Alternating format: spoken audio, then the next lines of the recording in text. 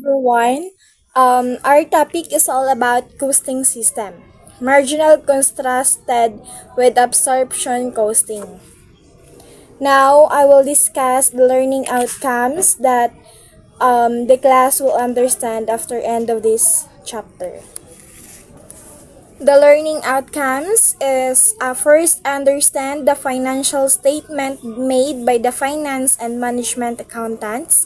Prepare variable costing income statement and prepare absorption costing income statement. So now, I will discuss my part. I am Janice Angreen. So, um, the two parts, which is the two parts of financial statement under managerial accounting. First is a variable costing approach and absorption costing approach. Now, I will discuss the variable costing.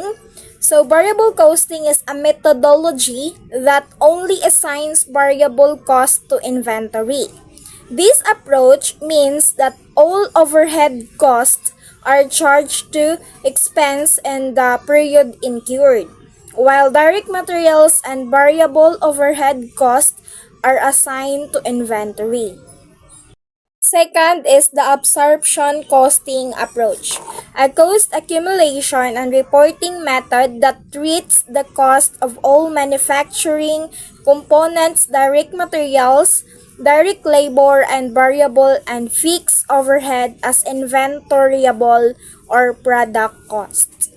So when we say absorption costing approach, it is a full costing is a managerial accounting method for capturing all costs associated with manufacturing a particular product. All direct and indirect costs, such as direct materials, direct labor, rent, and insurance, are accounted for when using this method. So we proceed for variable cost. Variable costs are costs that varies with the production of sales of the business. Like for example is a direct materials, direct labor, commission expenses. So next is semi-variable cost.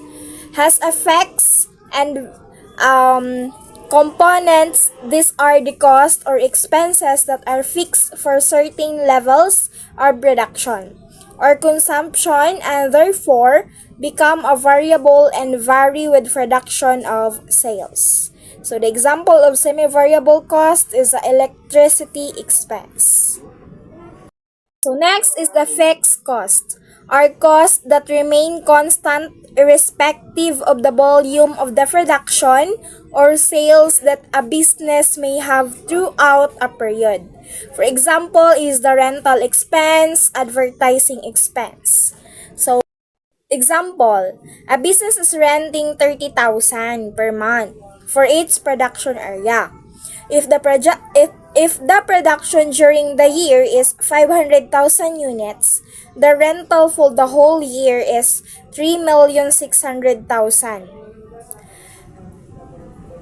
30,000 per month multiplied by 12 months. How about if the production during the year is 750,000 units? How much will the rental expense be?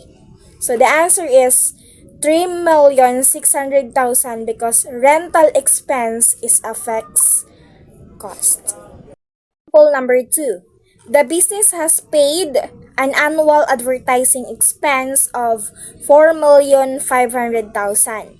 During that year, the sales of the company has increased from 30,500,000 to 38 million pesos.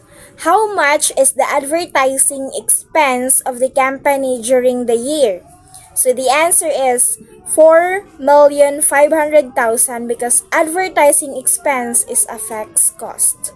So that's all in my part. Now we will proceed for the next reporter. Thank you.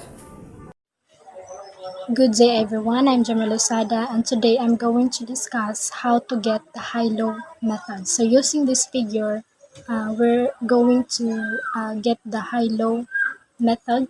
So there are 5 steps in getting the high-low method.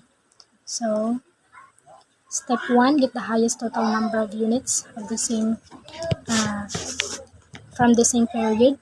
Number 2, get the lowest total number of units from the same period. Step 3, get the difference of the unit cost. Step 4, get the difference from the number of units. And step 5, lastly, divided the result of step 3 with the result from step 4. So those are the steps. So in order to understand, let's start with the step 1, which is get the highest total number of units from the same period. So, nga di makita nato kung di ba ang gilaong nga di sa step 1 is the highest total number of units. So, makita siya nga di sa number 7, month 7. So, di ba, ang iya units is 3,000. Dako siya. Nakadako. So, ibutang mo nga da siya, i-separate mo, highest activity, 3,000 units, then ang iya factories overhead sa PICAS. Sa right side, 59,000.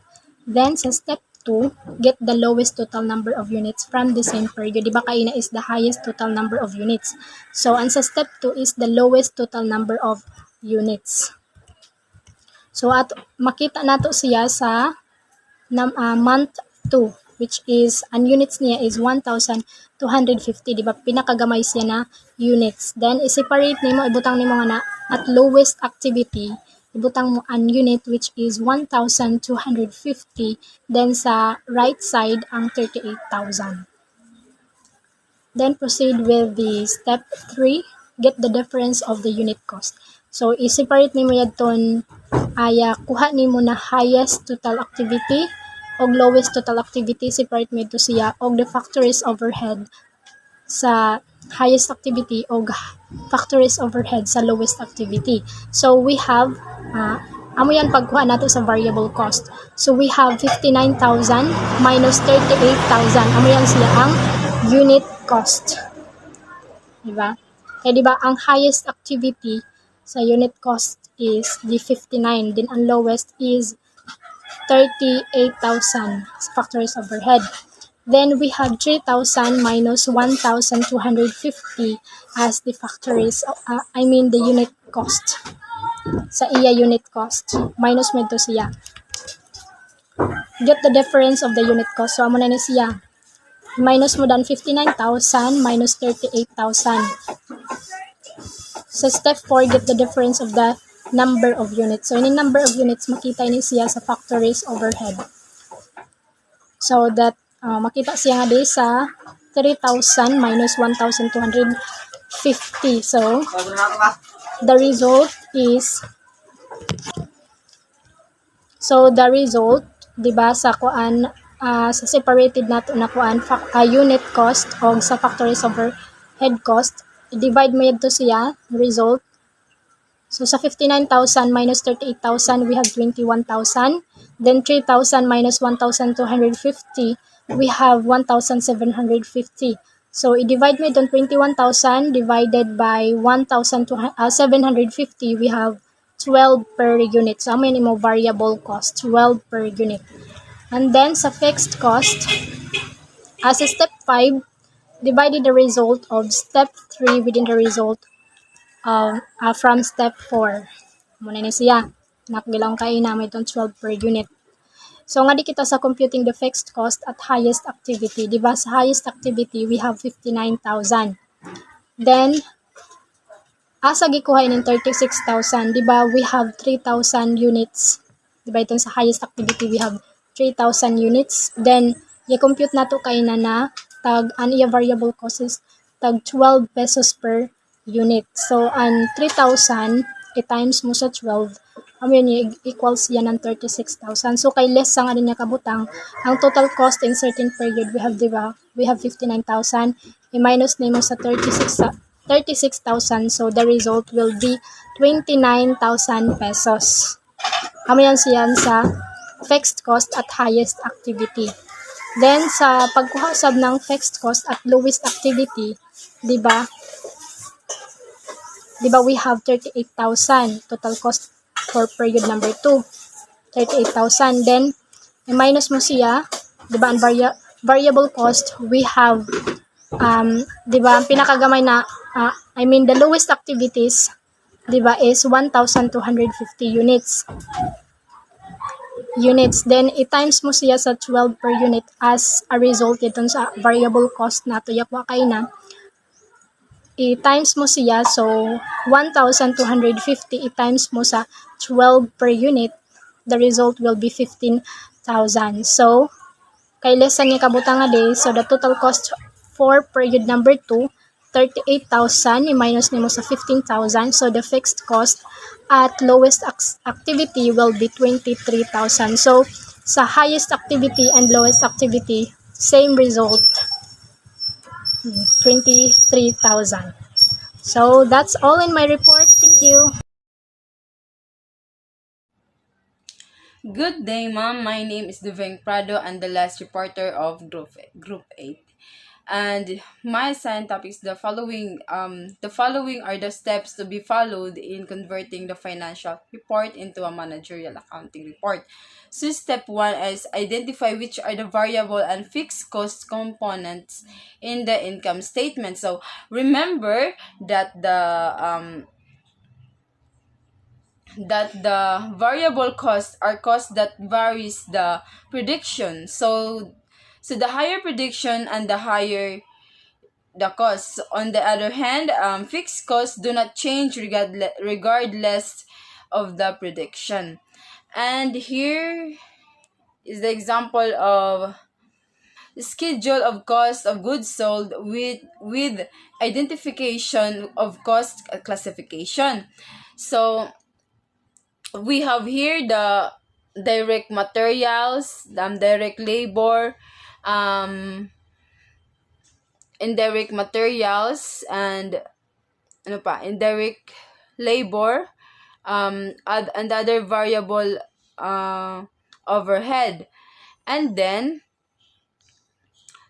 sa fixed cost is na ay depreciation, rent, and the other fixed overhead.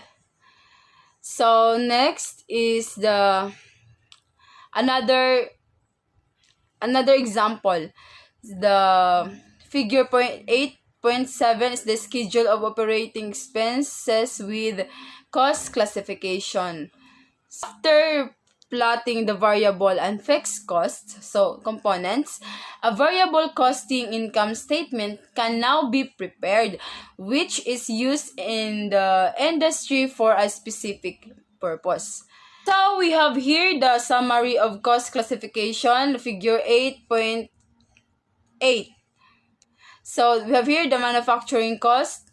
We have their total, variable cost and fixed cost. And then in the variable cost, the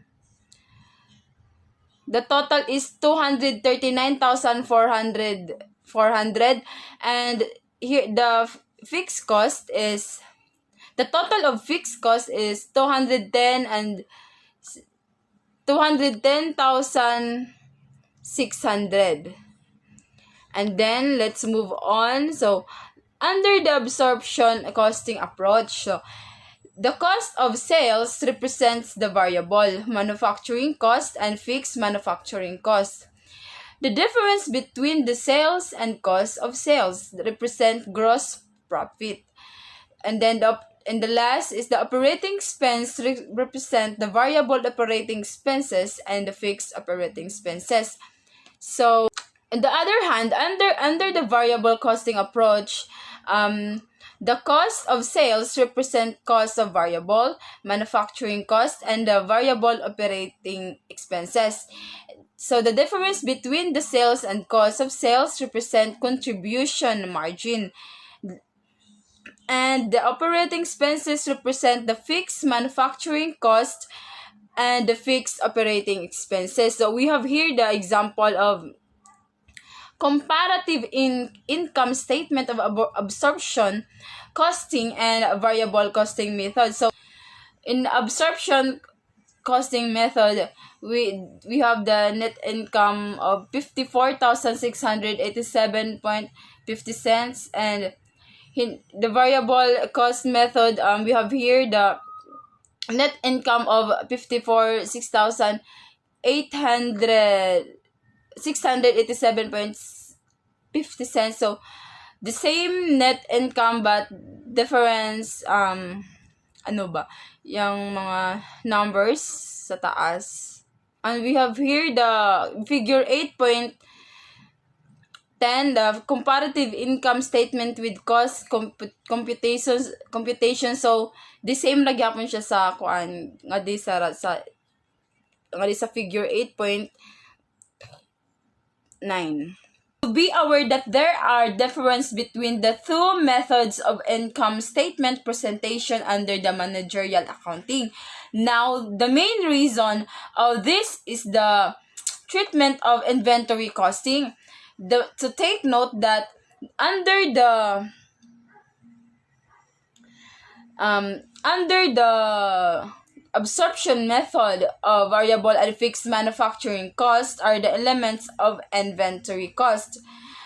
On the other hand, under the variable costing method, variable manufacturing cost and variable operating expenses are components of inventory costs. So now, what do this information indicate then? So this means that managers should be cautious about the amount of variable and fixed costs, as this serves as the inventory costing. It must also remembered that the higher inventory costing, the higher income, and the lower inventory costing, the lower the income. So it is on the manager decision. So that's it.